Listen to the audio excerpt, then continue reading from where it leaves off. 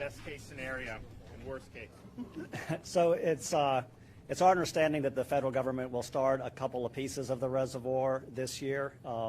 They haven't broken ground yet, but maybe the contract will get awarded this year before October 1st, and then they'll get started. And some of their time frames have it taking 8 to 9 years to get built. Yes. Brian's gonna.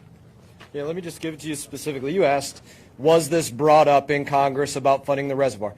Everybody's aware that Pelosi funded a beautiful park with multi-million-dollar homes on it in San Francisco, exactly the way that she brought dollars to that park in her backyard. We said, hey, why don't you do something important for millions of Floridians, Everglades restoration, and the EAA reservoir? That was rejected by Pelosi and her people as well. So this was addressed at every step, every level along the way. This was not something new to them. It's just interesting. Look, I'm a recovering member of Congress. I'm glad I'm out. But I'm watching what they're doing up there, and just as a Floridian, so much of what they're doing is geared towards helping New York and California and these states.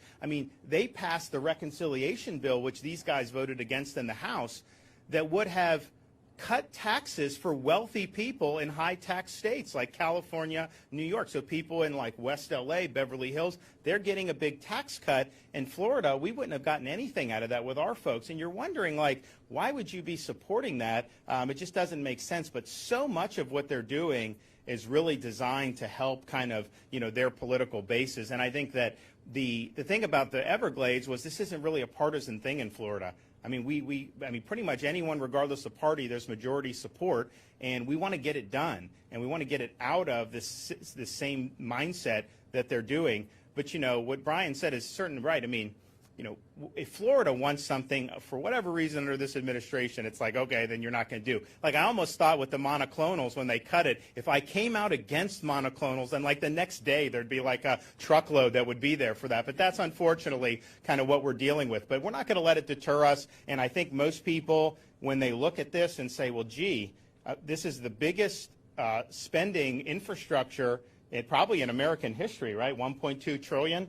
And to not have one dime for one of the most important projects in the United States, that was a huge, huge whiff. But I think that was why a lot of these guys, opposed it, because they say it's infrastructure. But as Marco pointed out, there's a lot of stuff in there that is not infrastructure. There's a lot of stuff that's more ideological in nature. And I just think it's important to say it. I also just think, as an aside, we were able to do $80 million in water infrastructure and resilience projects in South Florida on Friday, and we're proud of that. It's good. There were reports that somehow that was from Biden, false reports that was from Biden infrastructure. No. Those long-term recovery from CDBG block grants, I think that was enacted, when Trump was still president. And so, we got to get accurate with what we're doing here. So we're happy with what we've done at the state. We do want them to have better priorities. We're also going to be announcing this week additional things that we're doing to strengthen Florida's resilience against storms and flooding. And so this will be our Resilience Florida. We're going to do the biggest announcements yet. So that'll be this week. And I know we've gotten great bipartisan support in the legislature for that. So we're going to keep going there. Okay, thanks, everyone. Appreciate it.